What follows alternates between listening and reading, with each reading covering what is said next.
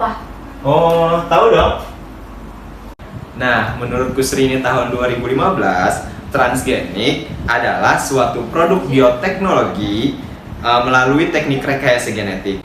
Pemindahan materi genetik atau disebut juga dengan gen dari suatu organisme untuk dikombinasikan dengan materi genetik organisme lainnya yang tujuannya agar gen yang dipindahkan akan diekspresikan oleh organisme yang menerima gen tersebut. Dengan kata lain, pada akhir proses akan dihasilkan suatu individu yang secara genetik telah berubah gennya karena membawa gen asing. Organisme inilah yang disebut organisme transgenik. Oh gitu. Ya.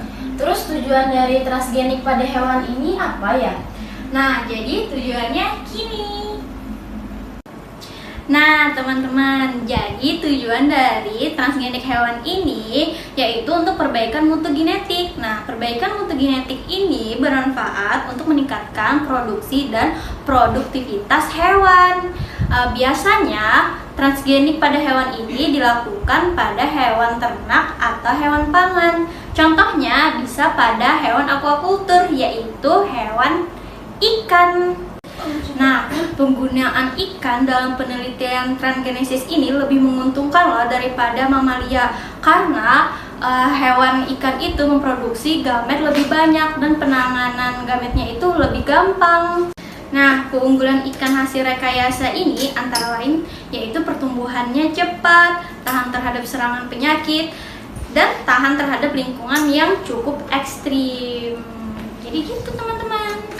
Oh gitu.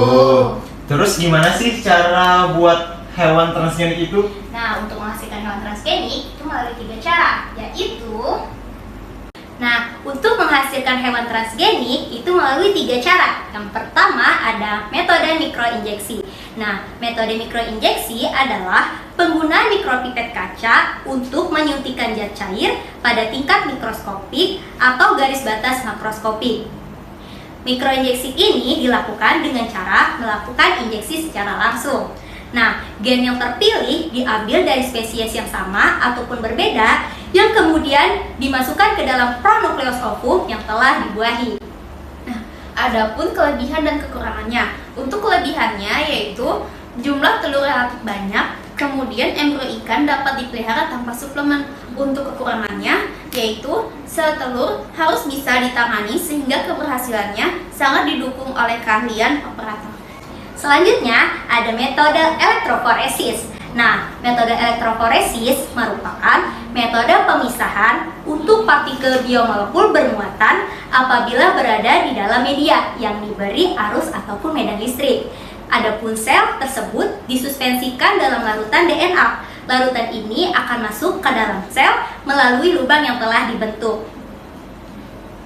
Adapun kelebihannya yaitu peralatan yang digunakan itu sangat sederhana, relatif murah, dan pemisahan untuk enzim tertentu dapat menghasilkan pemisahan yang lebih baik. Kemudian untuk kekurangannya itu tingkat kelangsungan hidup dan transformasi yang diperoleh dengan elektroforesis tidak setinggi dengan level yang diperoleh dengan teknik mikroinjeksi.